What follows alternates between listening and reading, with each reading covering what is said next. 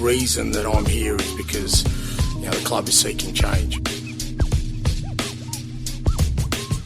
He said, well, whether you come or not, you're going to see a completely different Spurs team under me. My hope and my desire and what I'm going to try and do is give our supporters hope and belief that we're going to embark on something special. Welcome into the Tottenham Depot. I am your host, Andrew. You can follow me at Stetka. You can follow us at Tottenham Depot. This is episode 211, and allow us to be among the first to wish you a happy holidays as we enter a week with all the holidays. The year is coming rapidly to a close, and we've got a couple of Tottenham Hotspur matches to discuss, some good, some bad, some naughty, some nice. We will dig into all of it. Got Todd alongside. He is at TC_Kasho on X and at the Todd Father on Blue Sky. TC, what is up, my man? Any day, brother. Any day that you get to talk about smacking Manchester United upside the head and also scoring 3 goals at home against Liverpool. It's a good fucking day. Boy, that's a way to spin it. That is really positive, and I love that. I love that energy out of you on this fine Sunday. Scott is also here. He is at Scott G. Bird. Scott, what's up, man?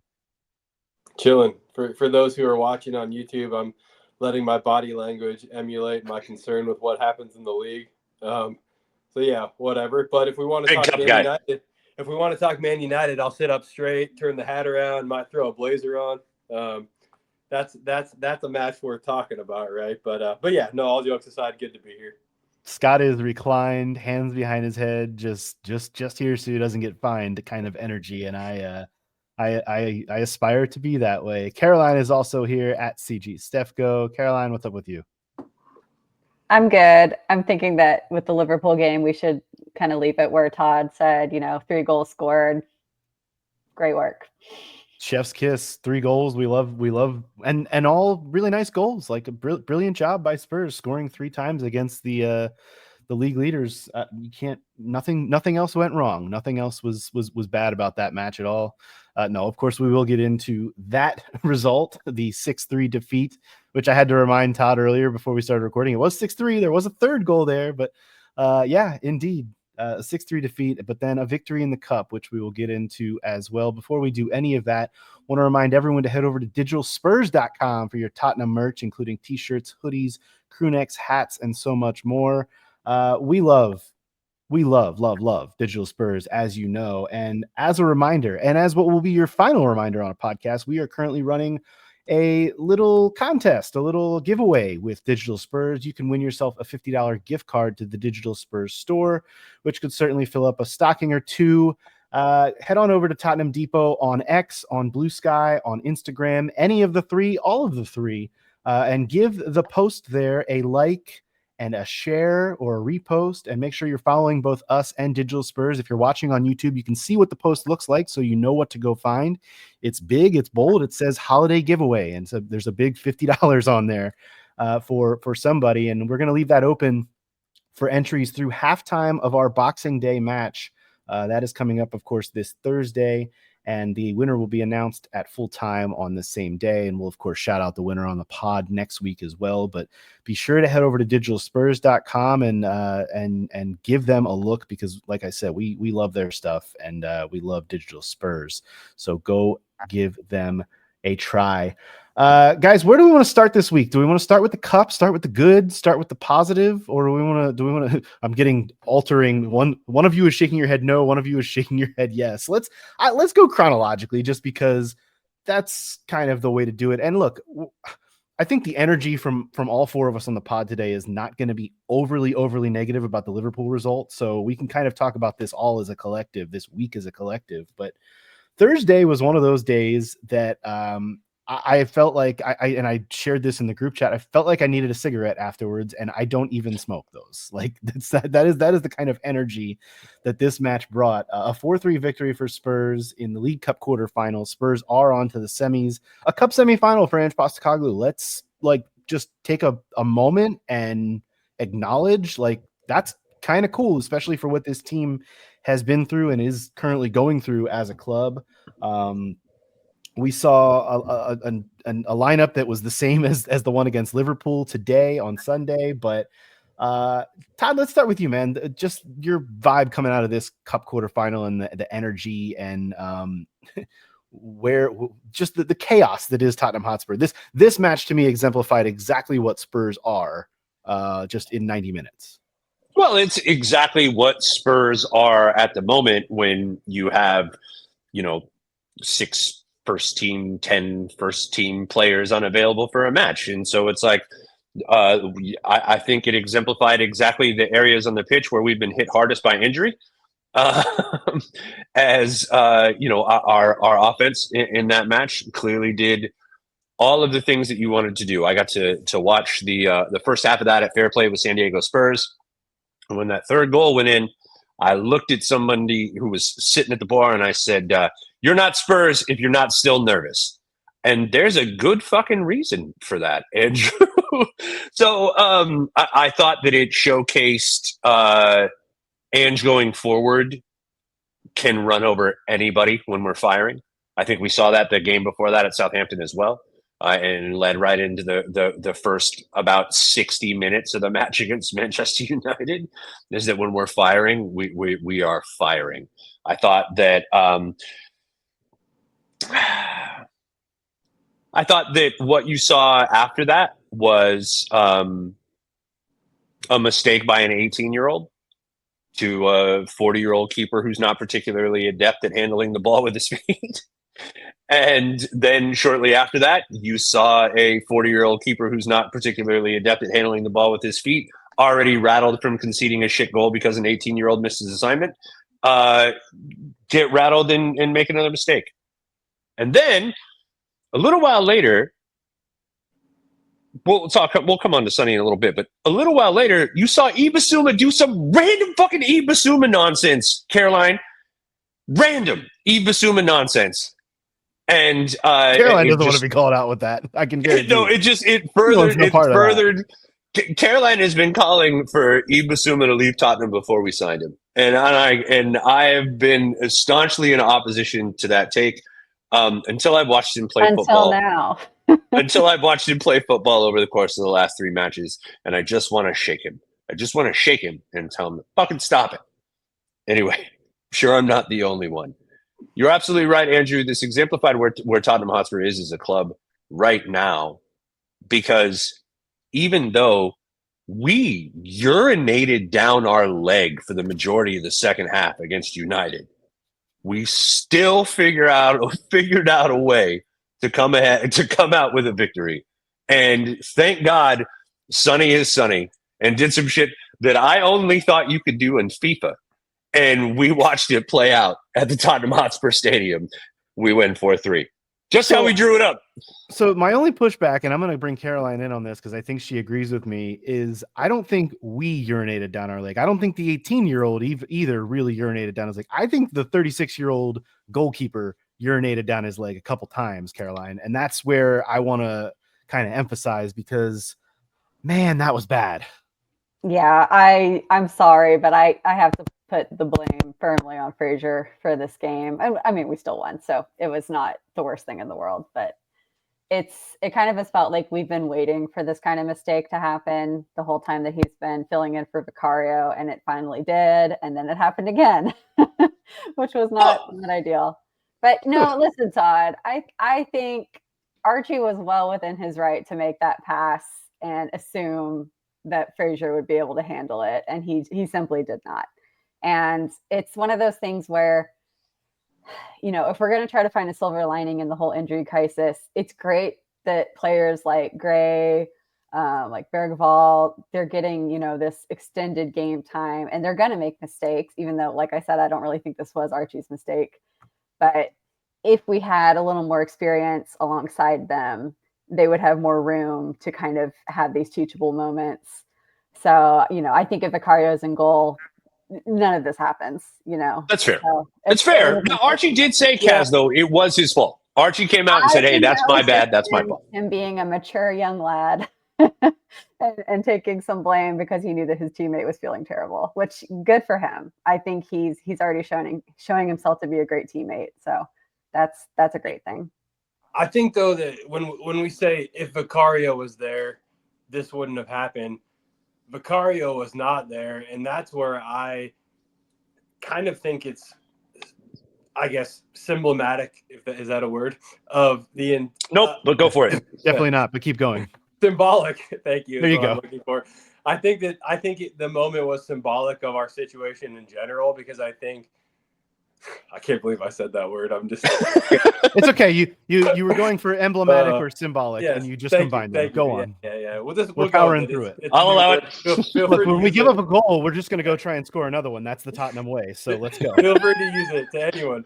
But no, it was symbolic of the situation in general, because I think as a club, if I'm the manager, I'm telling my team, our goalkeeper is not good with his feet. We know this, and you have to say it in front of the goalkeeper. I think Ainge is perfectly fine doing that. Let's avoid giving him the ball in tough situations. So, and I think that's where you have to look at the situation and be willing to make slight tweaks based on what you're looking at. And I think if you look at today, for example, which we'll get to, bigger picture, you have to look at the situation and say there's things that we want to do that we simply can't do because of the situation and the cards we've been dealt. I think that the second goal that Fraser Forster conceded, no reason that ball needs to be passed back twice to him. We had a free kick in our opposition half, and two super negative passes lead to Fraser having the ball in a situation where, again, he should handle that, but he doesn't. But again, Archie Gray is 18 years old. I think a more senior, composed player realizes the situation and probably doesn't choose to make that pass back to the keeper. So I think what I'm trying to say is I think there's balance in what both of you are saying. I don't blame Archie Gray, but I think at the same time you have to look at the bigger picture and say we need to make sure that we're only going backwards if we absolutely need to, because our goalkeeper is not Vicario.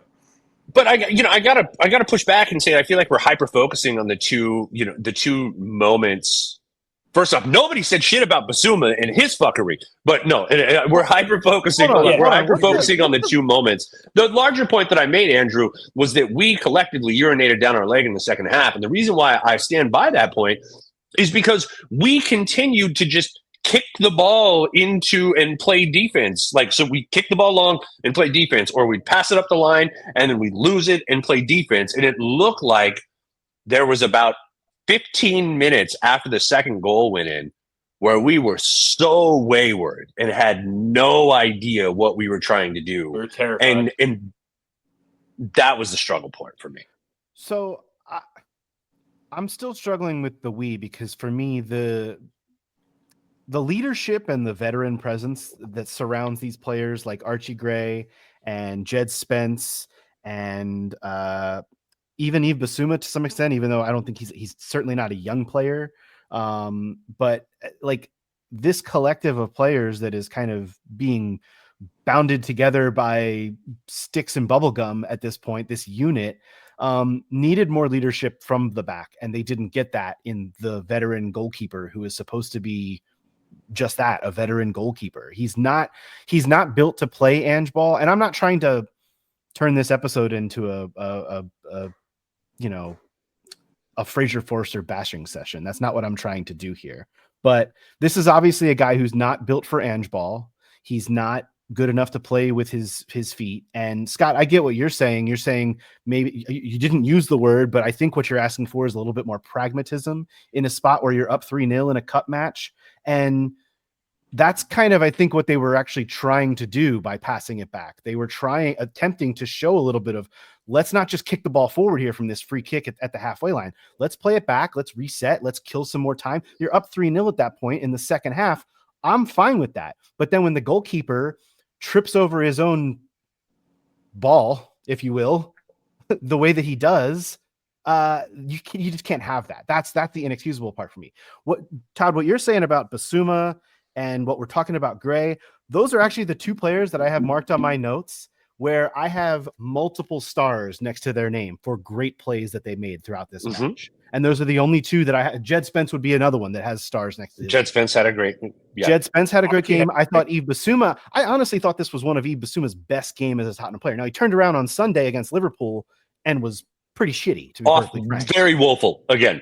But this is what we've seen from Ibasuma throughout his Tottenham career. He'll have a very good game, and then he will not back it up. And that's, I think, where we're lacking with the consistency with Ibasuma. Archie Gray, I think we need to remind ourselves that not only is an 18-year-old, and yes, he has experience in men's football, he is a right back / midfielder who is playing left center back. Like, what? No. I didn't take shots at Archie Gray at all. If anything, I put more of a blame on Dragusin for not being that veteran presence that you need to look to in those moments. Like, that guy is woefully shaky when it comes to passing the ball, and I don't like it. We also, Bergvall played a substantial amount in the second half, if I'm not mistaken, and so, you know, you're looking at a very young nuclear, and then fucking Sergio Reguilon comes on for the latter, so it's not like that guy's got any continuity going on. And anyway, I look at this and I go, Ange did the best he could with what we had. We tried to play a middle block after being up 3-0, and we passed it backwards to a keeper that can't pass the ball with his feet. Yeah. And then we tried to pass it to an 18-year-old who had been fantastic throughout the match. And then the 18-year-old tried to pass it back in a quick moment to the keeper who shit himself. So you're not wrong. As I look at this, I don't see these as pervasive issues. I don't see it as a lack of pragmatism caused us to be in this situation. I view these as individual Air FC does some individual Air FC shit. Thank God we still won. Yeah, and I'm going to clarify too. When I'm saying I think adjustments can be made, I'm just talking about the second time it happened. I'm not saying you start the match and say keep the ball away from Frazier because he can't do shit. It's like after the first mistake, probably keep the ball away from the keeper for the foreseeable future. The other thing I really want to point out, if we're talking about veteran presence and leadership and all of that, is nobody picked Frazier up after the first mistake, and that irritates me a little bit. Nobody went back and had a chat with him. I expect Son to do that as our captain, right? But somebody's got to go to Big Frazier, grab him by the ears and say, "It's okay, my brother. Like, shit happens. Just stay grounded and focused. We're fine. It's 3-1. You know, we got you. Don't worry about it." And that didn't happen either. And that leads to festering thoughts and Frazier having all kinds of time to sit back there and think about what happened while he watches play in front of him, right? So that was something that is probably actually the biggest talking point for me out of those two goals, is that nobody picked their keeper up. And this is a keeper who, you know, has been on the bench for quite some time and also has come up with some huge fucking saves over the past couple of weeks, like a large handful of them that stopped us from conceding. So, you know, I just expect a little bit more from the guys in front of Frazier. The one guy that did pick Frazier Forster up, as you see on the YouTube page here, was Guglielmo Vicario after the match, on crutches and all. And like that's the part for me where I was like, oh, that was certainly nice to see. Like, we saw a little bit of that after the match, and you heard it from Ange in the post match as well. But I agree with you. I feel like as the 30s, and again, I'm not trying to turn this into Frazier Forster is the end all be all of this club. This club has way more issues than the fact that it's having to play with its backup keeper who's not suited to the system. But like, that was for me the biggest issue of this match. That both, you know, other than the late goal in stoppage time, both the goals were the fault of the keeper not being suited for the system and the type of the way that we want to play. And people want to emphasize the fact that Spurs, you know, only play one way. We hear it from the dumbass punditry throughout football, whether it's over here in the States or over in the UK. We hear it constantly. Oh, Spurs only want to play this one way, and that's just not true. They adjust, they do things, and part of that pragmatism is what I was talking about earlier. It's playing that free kick back and recycling the ball and burning a little bit more time when you have a 3-0 lead. And when this shit starts to go awry, it starts to build up, and that's exactly what we saw happen in this match. And it turned it into a butthole clencher. Let's just call it what it is. Like, it turned this into a pucker fest, like, very, very quickly. And pucker fest. Yes. Thankfully, the captain stepped up in a moment. And I want to talk about Sonny's goal for a second, because not only did Sonny score just a brilliant kick straight from a corner, but what he did before it is going to get overlooked, and it's so important. He won that corner kick by hustling to a ball and got kind of taken out, and he was a little hobbled getting up from it as well, and took his damn good time walking over to the corner flag, and was even being helped as you do over at home when you get clattered. No question. And you're the captain. And when you're in the final 10 minutes of a match and you're up 3-2 and you're trying to hold on to advance, he did exactly what needed to be done. Little bit of dark arts, stood over the ball a little bit longer than maybe you would expect him to, kind of gave a little calm down, step back, and ripped it into the back of the net. And was there maybe a little bit of help from Lucas Bergvall? Yeah, maybe. But there's no VAR. Not really. So who gives a shit? No, Not there really. wasn't. I know. Don't even bring that shit up. I'm saying it almost facetiously, but like, let's be honest. That was Sonny's big contribution for the match. And we're grateful for it. Like, but like, those are the kinds of moments you need in a cup game to see it out. And this was like a withstanding of the storm. Look, Spurs did not have statistically a very good game. Like, I know they won the match 4-3. They didn't do a whole lot other than score 4 goals and hang on for dear life. But that's Ange ball, and that's what this team wants to do and can do at their best. And that's, I don't know, it was exciting for me. And like I said, it's why I jokingly said I felt like I needed a cigarette afterwards, despite not smoking those. Like, it was, I had all the vibes. I had all the feelings from a cup game and a joyous occasion on that one. And Spurs are now into the semifinal, where they will face a Liverpool team that just ripped them to shreds in the league today. And I guess it's a decent way to transfer as ever there would be to talking a little bit about this one as well. We've kind of mentioned it, but like this to me, starting the same starting 11 from Thursday to Sunday, when you're going up against the league leaders and potentially the best team in Europe / the world, that's a recipe for what I think we saw happen today. And Scott, I'm not really, I'm kind of zen about it, to be perfectly honest, because that's just what this team is right now and the way that they're built. Yeah, I'm going to laugh when I say this, but I'm not even joking. I do not care at all that we got beat today. I fully expected it.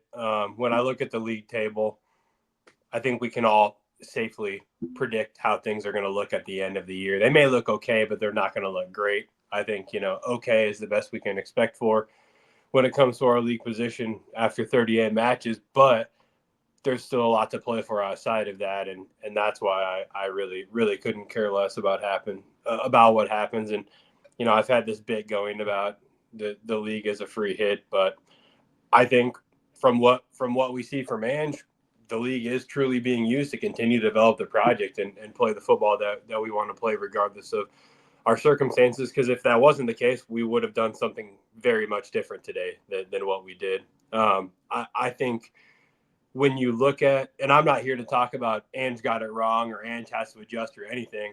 My only point is when you look at Salah and Luis Diaz and Jota and Gakpo and Szoboszlai and Gravenberch, that is an extremely talented group of footballers. And then I haven't even gotten to their backline and the Virgil van Dijk of it all, right? But when you look at then on our side, again, Archie Gray and Radu Dragoshin at center back, who make up maybe one center back at best between the two of them, right? And then a really shaky Pedro Porro and a Jed Spence who hasn't played in, a long time, bar Thursday. Then you look at the line that we play and our approach to football, and anyone will tell you guys are getting absolutely fucking smoked in this game. There's just no way around it. It's an absolute recipe for disaster. And that's where when pundits and people say Ange asked for this, he did ask for this. I won't disagree with that, but I'm also okay with it because, again, back to what I said, we are using the league, in my opinion, to continue to develop our football and develop the project regardless of who's available.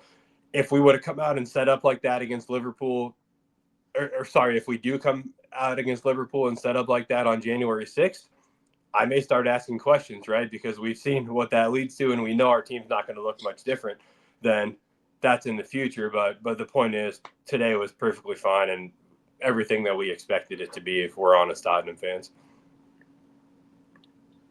Todd, Caroline, where are you guys with this? Are you more zen, or I mean, I don't think anyone can really be, you know, I know we saw like protests before the game, and I know that there's a bunch of just trying to make this more than it is at this point, because this to me is just still a ravaged team, and you've got to take each game. I mean, Ange is going to the microphone before and after each game and saying, this is what we got. We're going to go at it with what we've got. And if what we got isn't enough, it's not enough. And I think that's kind of where I'm at this point with all of I mean, I did not expect this team to come into this season. And we're going to have an episode next week that's going to be the halfway point of the Premier League season. It's going to be the end of the calendar year. We're going to talk about like some of these grander things a little bit next week once we've reached that mark. But I didn't expect this to come into this season and have a worse injury crisis than we had last season, because last season was one of the worst injury crises that we've seen in years at any club.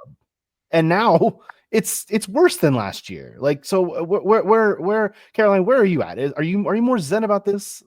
Like I am, because I cannot get worked up about shipping 6 goals. I know you're not supposed to do that, but the levels here are so wildly, you know, there's such a gap to me. Yeah, I think it's just about expectations right now and setting reasonable expectations, because I mean, you could just see from almost the first minute the sort of fitness advantage that Liverpool had, you know, since they had rotated so many players in the cup game midweek, whereas we were playing the exact same unchanged 11. And then even when you get down to looking at the subs that were made in the match, they were able to bring on, you know, Diogo Jota, Harvey Elliott, Darwin Nunez, and we were, you know, fortunate to get an assist out of Brennan off the bench, but otherwise it was, you know, not really the most experienced crop of players who could come in.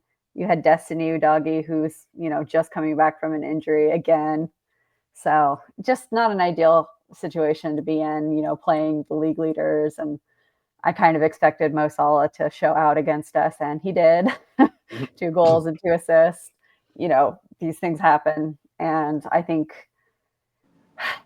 as for the injury crisis, I don't think it would be as bad if Vicario had not been one of those players. You know, I really think we would have been able to pull out a few more miracle results if he was between the sticks. But yeah, it's just a situation where we have to get through these games as best we can. And my only hope here is that when we're approaching, you know, that home leg of the semifinal, that Ange does rotate the game before so that we can have some freshness going into it. Because I think that's the only way we're going to have a hope, basically.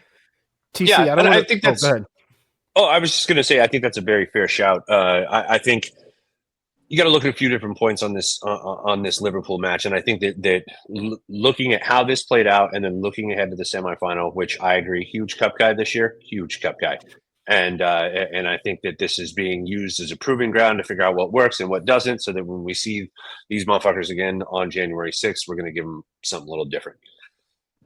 The next thing that I want to say is this is the first match in the league that we've lost this year by more than 1 goal, and it happened against the league leaders. It happened 3 days after we had an emotionally and physically taxing win in a cup quarterfinal. It came a week after we had a very emotional win against Southampton that made us forget how abysmal the 5 games before it were.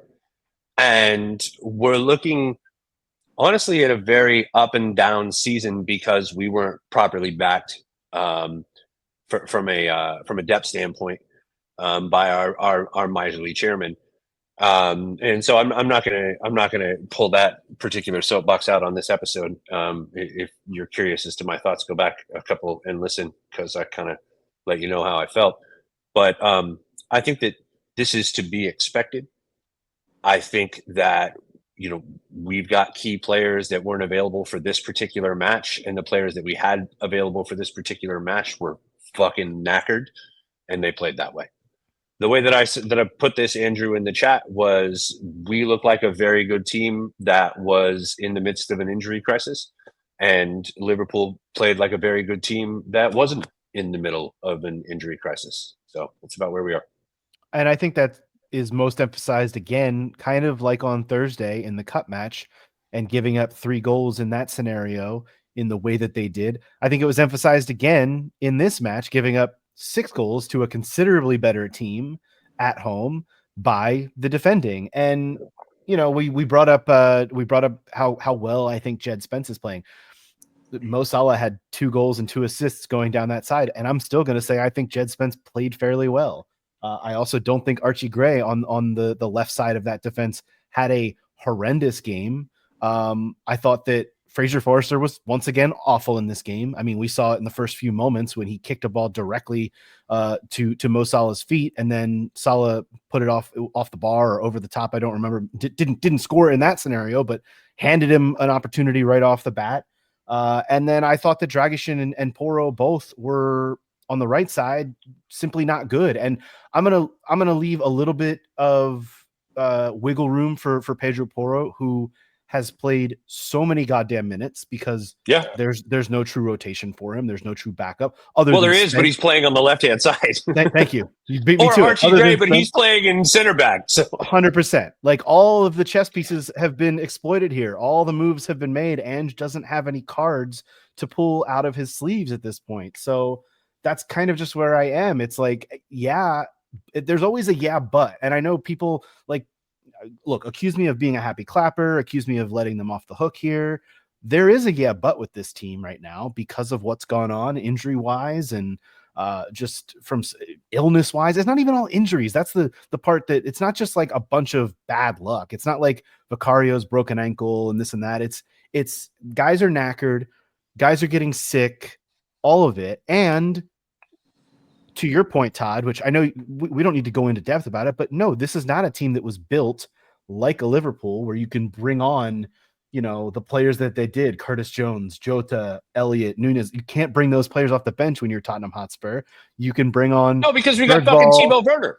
Bergvall, Timo Werner, Brennan Johnson. Like those are the players you're bringing on instead. So it's when we could have had Diaz and Jota. It's a different level. That's what it is right now. They're at a different level, and this defending.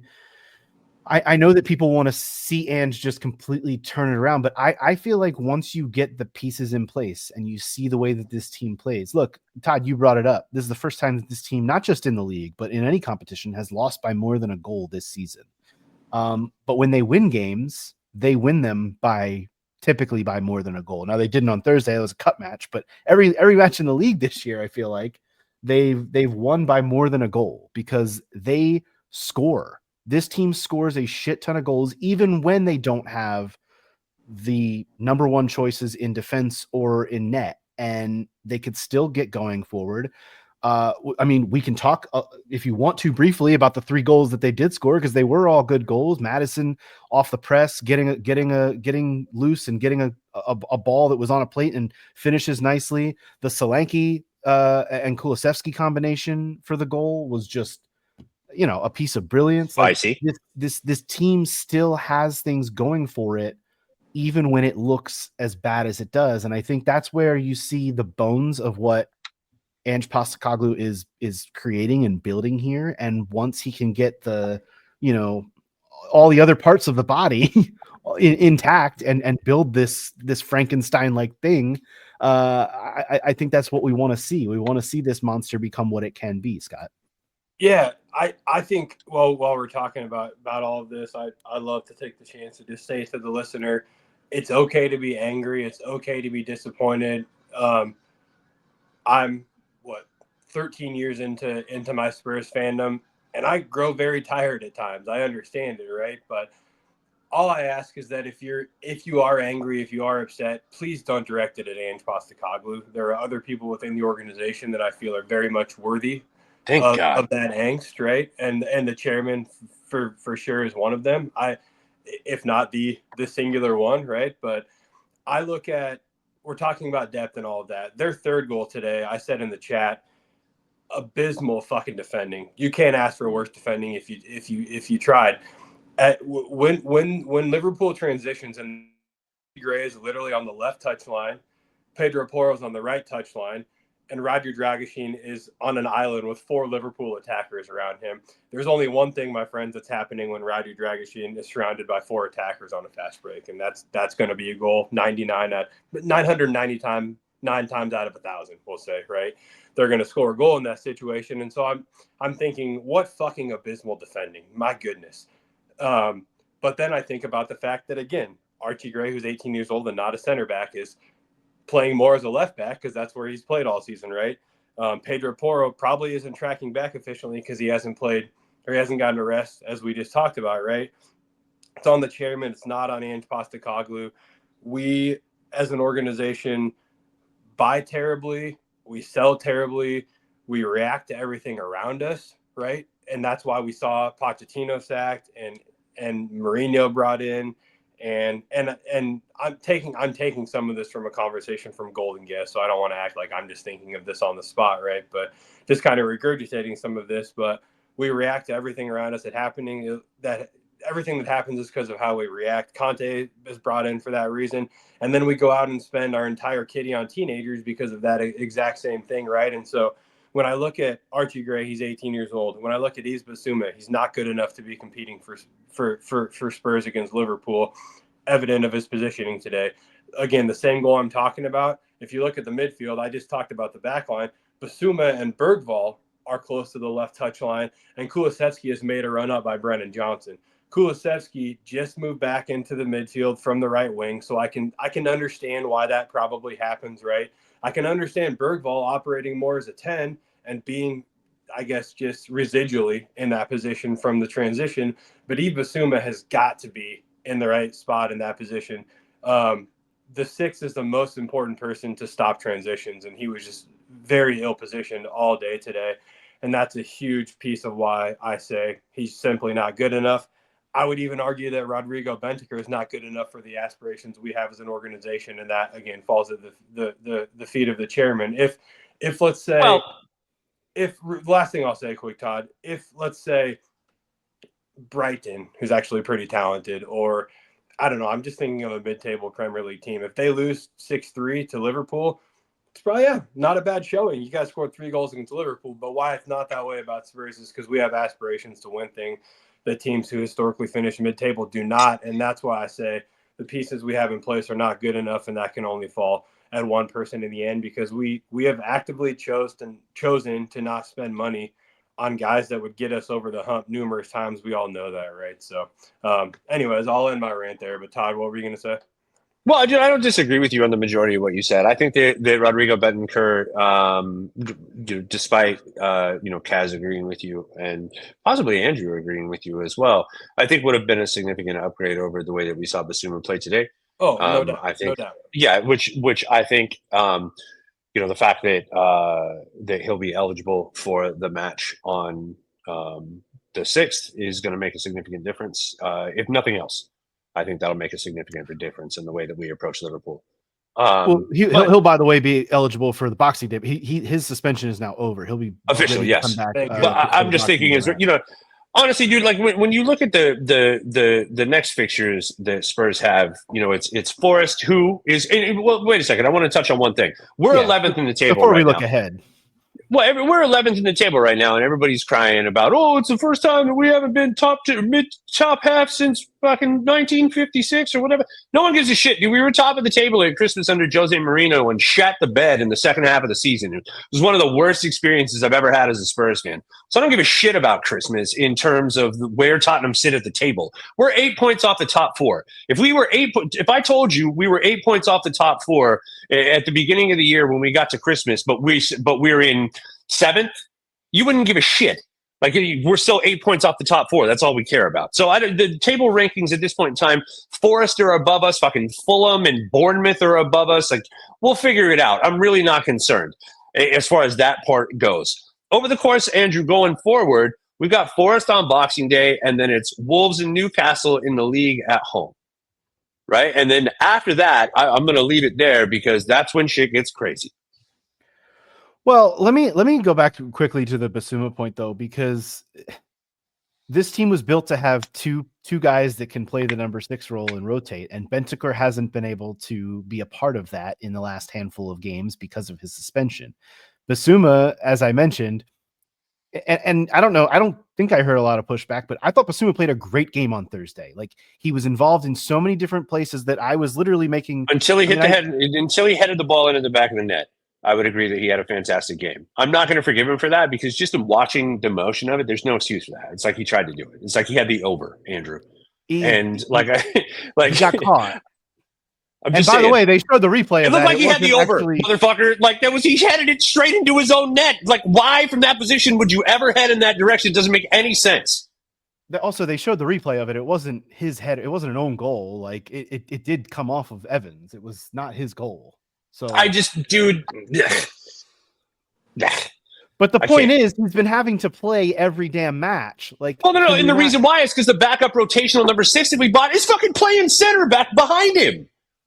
Well, no, it's not. It's because the other number 6 got suspended. Well, no, you're saying like where's the where are we? Yes, Bentancur's out for some stuff that we've talked about ad nauseum, and the guy that we had to come in and fill his boots in case one of them was injured is fucking playing center back because we're in an absolute crisis. It didn't strengthen the one position that all of us said we needed to strengthen. It's all part of the same stew, but this whole team as a unit, I mean, the only place that it's been where are the places that the positions that this team has not been affected? Basically, Kulusevski's been consistent and great all year, no matter where he's played, whether out on the wing or in the midfield. Since Solanke missed the first couple of matches, I think he's been great as the striker, but also has no real true backup or rotation for him either. So he's having to play every match. Outside of that, you said it. I think Madison's been pretty good, but no one seems to agree with me. I don't disagree. Madison, I think Madison has been significantly better in the course of the last 5 games. Yeah, I think that this is his best run of form since he's come back from injury. If this episode isn't called Christmas Stew, I'm going to be very disappointed. I know you had the means for something else, but dude, all part of the same stew, I think is 100% what the Tottenham fan base is feeling, is that this fucking stew that Daniel Levy is standing over the God-blessed cauldron is killing us over here. Like, it's rough. Well, boil, toil, and go fuck yourself. God bless it, Daniel. And that's please do something. But here's the thing too, Todd, and this is everyone. It's not just directing it at you. Like, this protest that happened today with the balloons that say Levy out, like, what is that? What exactly do supporters think that that's accomplishing? Nada. What does the resignation? Hold on. What does the resignation of the chair of the Tottenham Hotspur Supporters Trust this week? What is that accomplishing? Like, what is any of this truly accomplishing other than we see what's happening, all the things that we've discussed, injuries, illnesses, a run of bad luck. We see the bones, though. As the song goes, the bones are good. Like, I see the bones of this team and the development that Ange is putting in place, and we see the capability that this team has to be at its best. But also the foundation has dry rot, Andrew. Yeah, like if it's we're in a tough situation, Scotty. I don't know. Yeah, I mean, I think one thing that is easy to forget is that Daniel Levy is not the majority shareholder of ENIC, and he does not own Tottenham Hotspur Football Club. He is appointed as the chairman by the organization, which is ENIC, that owns Tottenham Hotspur. So Daniel Levy is put in a position, and again, I'm not just giving him a pass here, but he's put in a position where he answers to his employer, right, and his shareholders, and has to be recording profit. ENIC and the shareholders are not in place to win trophies. Daniel Levy probably is, right? He is a Tottenham fan, and you don't get to give this guy a pass. Nope. No, I know too much about his business practices to give him a pass. He's a miserly fuck, and he costs us money, and he costs us trophies. I'm not giving him a pass. I'm just saying he doesn't have the final say in things that are happening, right? He doesn't. He has a profit and loss sheet that he's responsible for to his employer, right? When it comes down to it, unless ENIC comes out, if Joe Lewis, who I think still owns ENIC, if I'm not mistaken, comes out No, he doesn't. I know he got into some weird trouble and stuff. So whomever runs ENIC, until they come out, I think he's docked off of an island somewhere, Scotty. Probably, but on purpose. Whomever this is, until they come out and say, "I'm here to win trophies," or ENIC is here to win trophies, I may feel differently, but I can tell you with a full chest that that's not what ENIC is in ownership of the club for. So regardless, So they're in hotel development as of now, Scotty. Yes. So I think And Squid Game development. This whole ramble is Motherfuckers. to say that if Levy resigns, they'll appoint a new chairman, and it will be the same thing. The only thing that actually changes this club is if ENIC sells this organization, because I'll tell you right now, if somebody comes in and buys this club from ENIC who truly wants to win, and I'm not advocating for a certain demographic of buyer that we've seen over recent years, I want nothing to do with that, right? But if somebody came in hypothetically and bought the club from ENIC that really truly wanted to win football trophies, we're in London and our facilities. If you pay people enough, anyone will come to Spurs, right? It's all about the wage structure. And we talk too about spend. It's not about what you spend in the market. It's your wage structure. If you look at the teams that win consistently, City, Liverpool, Real Madrid, Barcelona, Bayern, their wage structure is what's large, right? It's not so much what you spend in the market. And so who do you think makes our fucking wage structure, Scotty? Daniel Levy. I'll give you a hint. He doesn't have a lot of hair, and he wears a silly fucking smug look on his face all the time. And that's not me, by the way. Yes, but what is the biggest factor in a profit and loss sheet for this football club? It's the wage structure. And so that's kind of it's buying Tanguy and Dombele and paying him 65 million euro. It's ridiculous. We can't sell. We can't even develop right now. We're starting to. Right. But that's the key, Scott. We're starting to, because over the last handful of years, this team was not doing the things that it was doing under Mauricio Pochettino, and we're now paying for that. Like that's I'm not trying to boil it down to a simple sentence, but like, if you were going to, I think that's what it would be. We weren't doing the things that were making us successful for a few years, and right now we're paying for that. And now we're building back up to that point. Like, we're building back up to a point where we were under Pochettino. Remember how that took a couple of years to really get going? We're in that now. We're sitting in that now. Caroline, go ahead. Yeah, I agree. That's exactly where I'm at, Andrew, is that I think, we talk so much about how we have to have patience with Ange. Obviously, I agree with that too. But I really think we need to have a little bit of patience with, the transfer strategy coming good.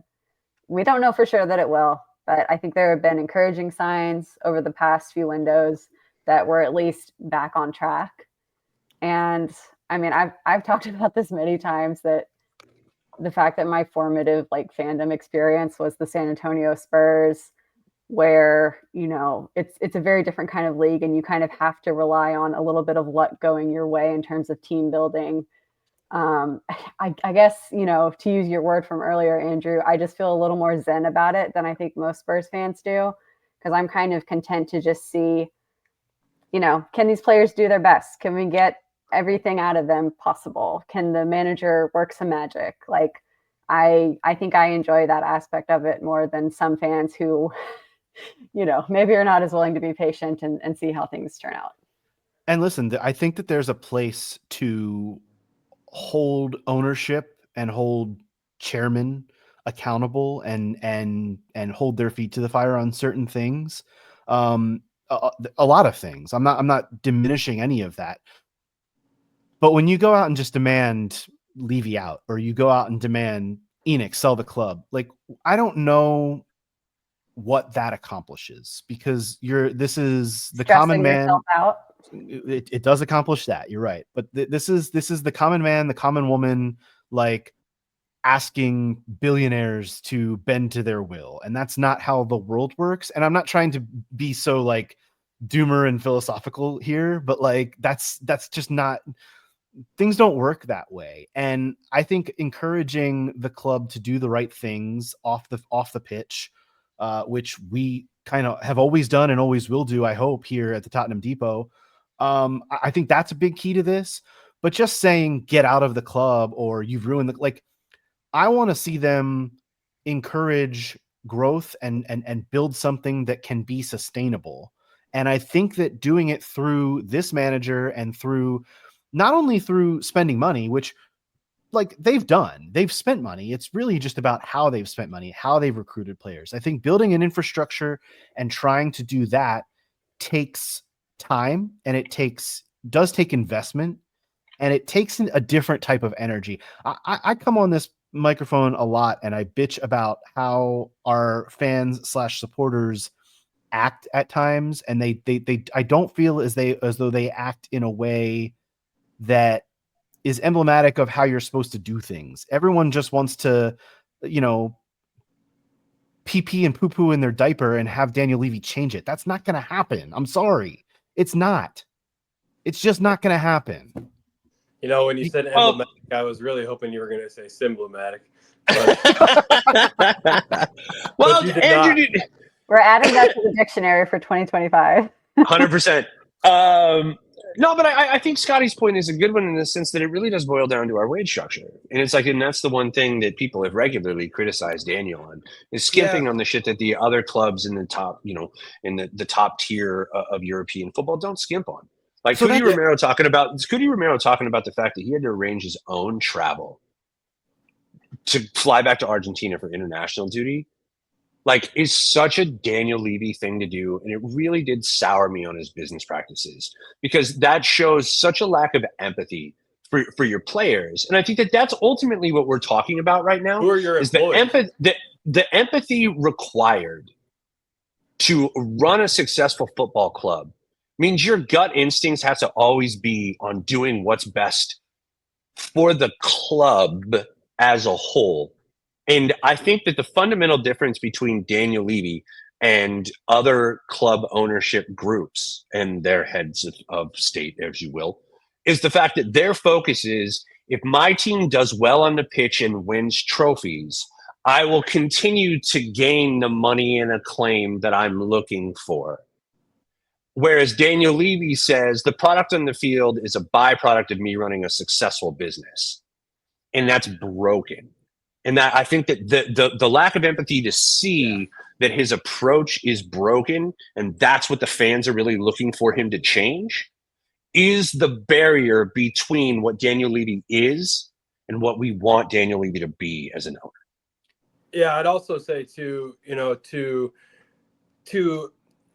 give some sort of pass or credit. I can't think of the right word, but just to sympathize maybe a little bit with these fans who are up in arms over across the pond, right? And we think maybe act spoiled at times and whatnot. I think the first thing I'll say is, as American fans, when it comes to sports, it's very much be patient. Things are cyclical. It will get better. That's not going to always be the case in the European football model, right? Like, we can hope for sure, but it's not always going to be the case. And so, maybe what I'm saying is folks across the pond don't have that ingrained perspective in them from a sporting perspective. The other thing I'll say is Spurs are historically a team that had won a lot of trophies, and they're a winning side. ENIC comes in and the trophies just nosedive. We historically won a significant number of trophies until ENIC purchased the club, right?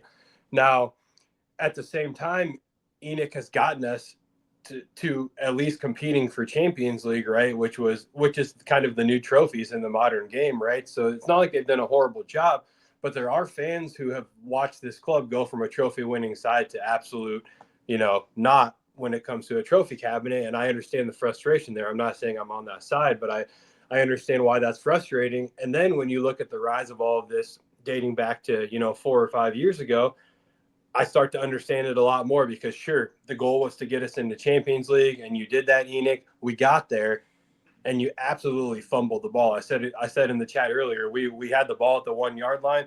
Levy takes the ball from the center, runs all the way back to the opposite 1 yard line, sets the ball down, and says, "There you go. Do with it what you will." Right. So a massive, just again, fumble is the only word.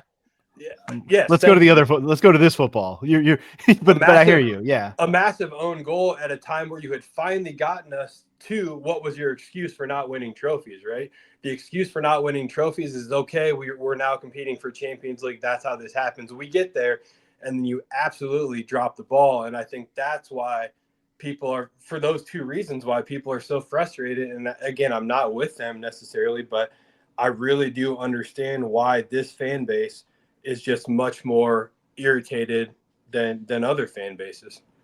I'm certainly not trying to give a pass to the chairman, to the ownership, but I'm trying to encourage supporters to put their energy where things could actually change. And look, the things that you guys are mentioning, wage structure, travel, like all of those kinds of things are things that I think are worthy. Ticket prices, that, you know, the things that don't even affect the four of us Americans talking on this podcast. I agree. All of those things should be called out. And you know, the club allows itself, it opens itself up to be bantered about things like Squid Game and F1 and all of these different entities, but that's the business side. And what we want to see, I think, is that business side turned into the on-pitch product. And the way that you do that is what a lot of people are calling for. And it's certainly what you guys are bringing up here. Look, and that's all long-term stuff. In terms of short-term, I'm seeing less and less. I'm still seeing it from punditry, or, you know, I wish I could come up with a more clever word for punditry, because it's really just fuckery. Yeah, assholery. It's dumbassery is what it is for the most part, because Ange goes into these press conferences before and after every match. He's asked the same, if not exactly, you know, almost word for word questions about changing things up and being more pragmatic and all the words that we've kind of used. And he's going to refuse to play that game. And I respect him for that. And to some extent agree with it, because of what I've been talking about. He's building a structure here. He's got the bones. He just needs the other pieces. But in the short term, what are the fixes? Like we're about to embark on January, which I know is one of Scott's fortes and one of his favorite times of the year, because you can make transfers. Ange was asked about this after the match today, and was asked kind of, all right, what do you think? What can be done in January to alleviate this?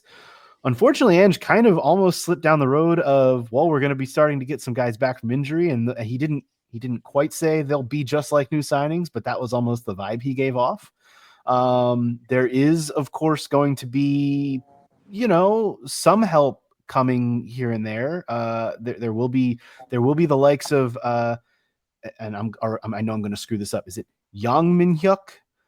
That's how we're pretty supposed solid, to be bud. it. Young That's Min-hyuk, pretty solid. not Yang. Young is how we've been instructed.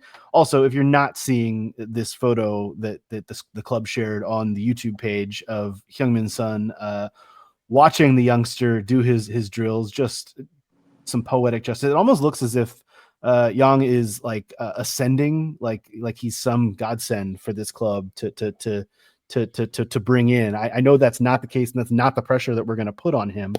Here's hoping this is an iconic photo for years to come. I hope it is as well. But like, what are the other fixes that this club can have in January? Because at this point, I think it is a lot of hoping you get some health and maybe one or two signings that come in and help supplement. Todd, where are you at with January, as we kind of are very, very close to embarking on it?